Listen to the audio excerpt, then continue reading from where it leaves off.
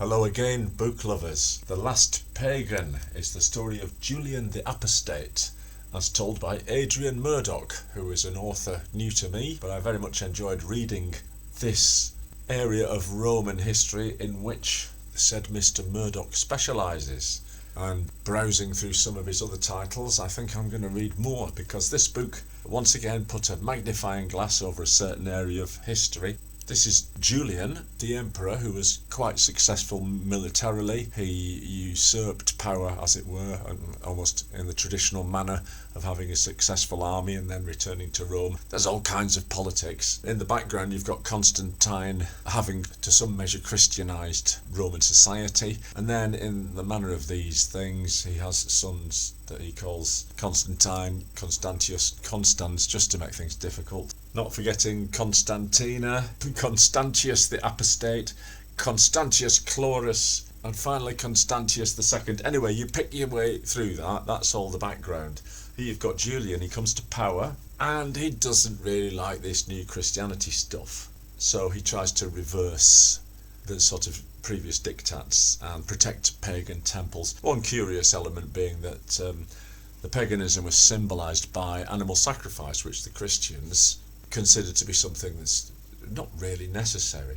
Anyway, this tells you the story, how he gathers his armies. It's got a lot of detail in it because Julian liked writing and he liked to see himself as some kind of a wise bloke. He surrounded himself with philosophers and artists, and it's remarkable, really, to me, how many of these lives we can still access at such a distance.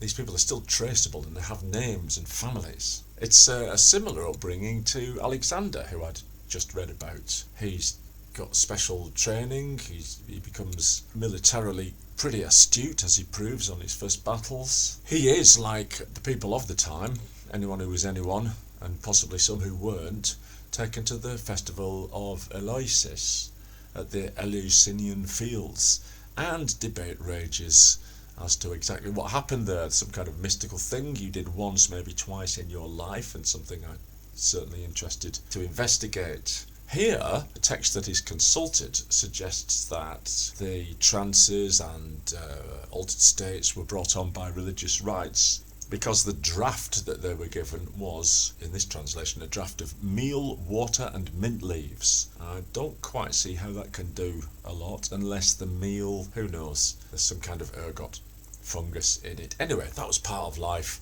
and that was one thing you did, a bit like the Hajj for Muslims today.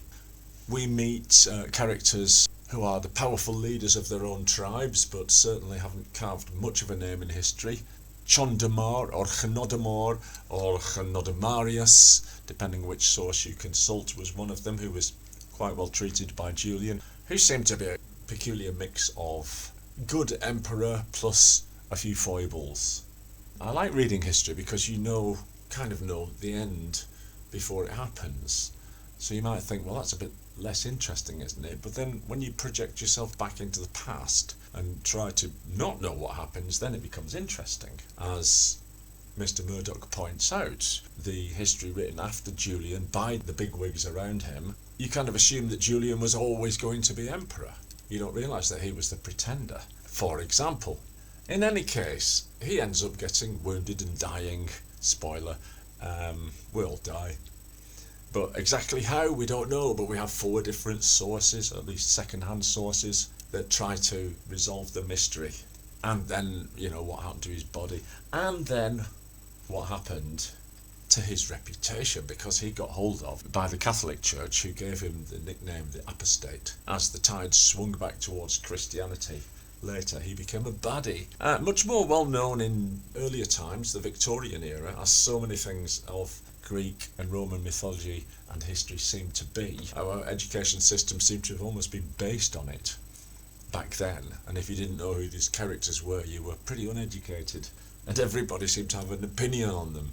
In any case, I got well sucked into it as he marched towards the east trying to take on the Persians, and all the politics very well explained by the author. He reaches Ctesiphon, which you may or may not have heard of, but was the biggest city in the known world at the time, and good descriptions of how the factions divide up between there and Antioch all pieced together with other sources. Of course, the Arabs provide Al-Tabari, who gives us an account, a little posterior, but there it is. And we even dive into the earliest sources of Armenian history, where Julian gets name-checked and thereby corroborated. Provided with maps, as is the way in this kind of book, so we can follow Julian's last campaign, where he intended to take on Shapur II. And, of course, we get a little background history of the Persians and the Medes and the Arabs. So it all joins in to make a fun ride, learning quite a bit of stuff from some of the backwaters of history along the way.